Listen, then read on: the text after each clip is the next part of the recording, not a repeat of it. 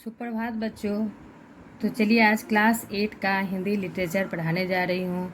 तो उससे पहले हम बता देते हैं कि चैप्टर 2 का लिखित क्वेश्चन आंसर हम पीडीएफ के द्वारा भेज रहे हैं, जो कि आप लोग अपने कॉपी में लिख लीजिएगा। तो चलिए अब चैप्टर 3 स्टार्ट करते हैं। चैप्टर 3 है अमरनाथ की यात्रा। तो सबसे पहले बता देते हैं लेखक हैं इनके कन्हैयालाल नंदन। तो चलिए स्टोरी पढ़ते हैं। पिछले साल मैं जिस हादसे से होकर गुजरा था उसका स्मरण आज भी मन में सिहरन पैदा कर देता है।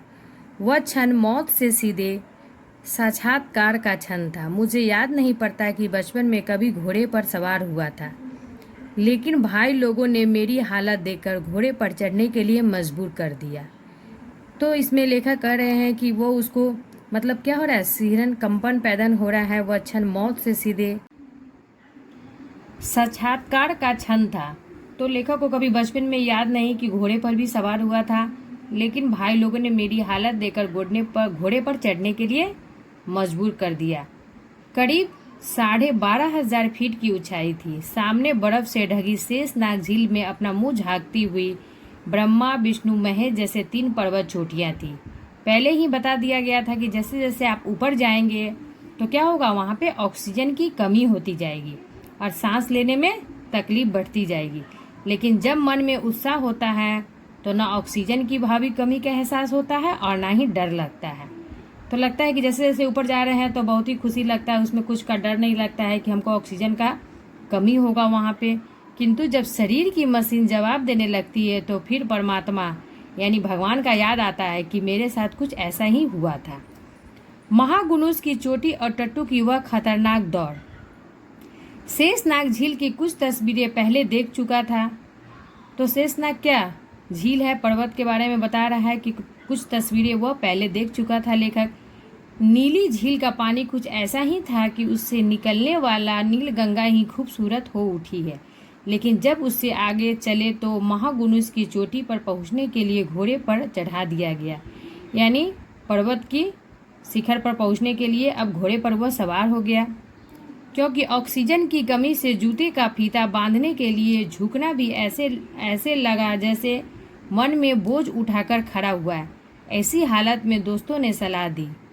तो लेखक के दोस्तों ने उस समय क्या सलाह दिया कि नंदन जी आप खतरा मोल लीजिए, स्वास्थ्य पहले चीज है, पहले अपने आप स्वास्थ्य पे ध्यान दीजिए, आप टट्टू पर सवार हो लीजिए। चुनाचे टट्टू जी की शरण ली। पहले बोले कि लेखक को कि आप अपने स्वास्थ्य पर ध्यान दीजिए और टट्टू पर सवार हो लीजिए, क्योंकि आपको टट्टू पर सवार होकर ही आगे चलना है।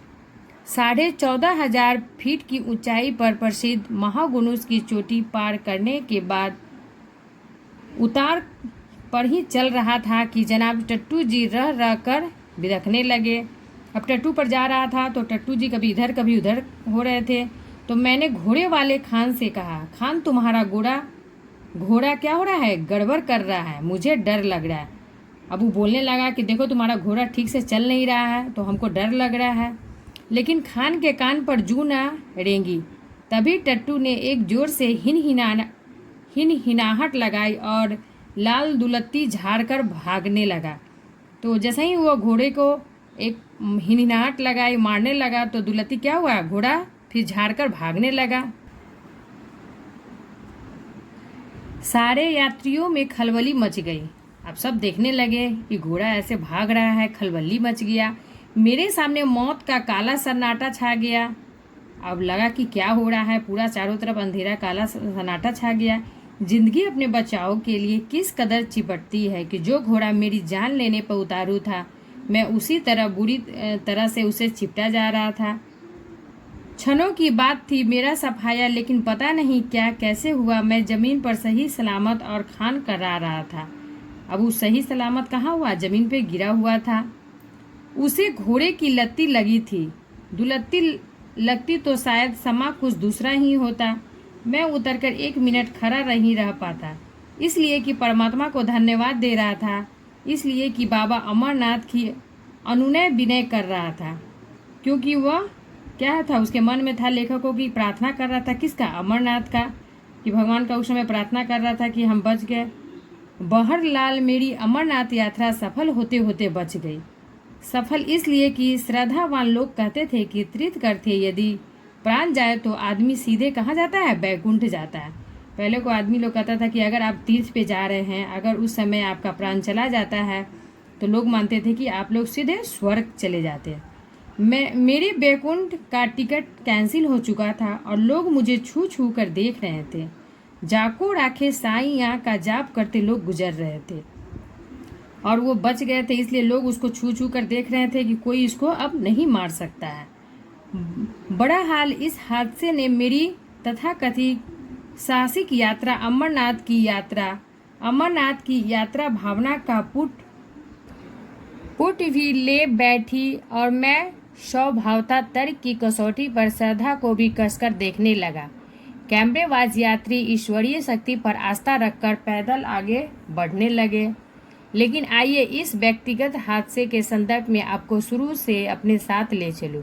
तो बोला कि चलिए हम आपको इस संदर्भ में अपने साथ इसको शुरू से कैसे साथ लेके चलता हूँ। हुआ यूँ कि एक दिन एक फ़ोन आया, नंदन जी कश्मीर चलिए। तो बोला कि चलूँगा, अभी कश्मीर गया नहीं हूँ, कब चलना है, मैंने जवाब दिया। बोला अभी तक तो नहीं गए हैं कश्मीर, कब चलना है बोलो। बताऊँगा, प्रेम कपूर और छोटे भी चल रहे हैं। इस प्रकार मैंने इस महायात्रा का एक यात्री बनाकर जुड़ गया था। जाने के दिन सारी तैयारियां पक्की कर ली थी। दिल्ली स्टेशन से जम्मूवती तक रेल में और फिर बस से पहलगाम। उसको बताया जा रहा था कि कैसे कैसे चलना है। दिल्ली स्टेशन से चलना है कहाँ, जम्मूवती तक, और फिर रेल से, फिर उसके बाद बस से पहलगाम जाना। जम्मू तक और कई बार जा चुके थे, मगर इस बार की यात्रा का कुछ दूसरा आनंद था। सुबह की बस के टिकट बुक करा लिए गए थे। अब सुबह सुबह ही बस का टिकट बुक हो गया था।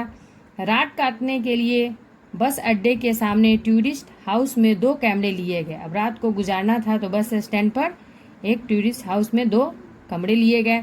रात आराम से कटी और सुबह तड़के उठाकर सामान लेकर कहाँ पहुँच गए, बस अड्डे पर जाने लगे। सामान लदा और ड्राइवर साहब पूरे जम्मू शहर का चक्कर लगाते हुए हमें पहलगाम की ओर लेकर चल दिए।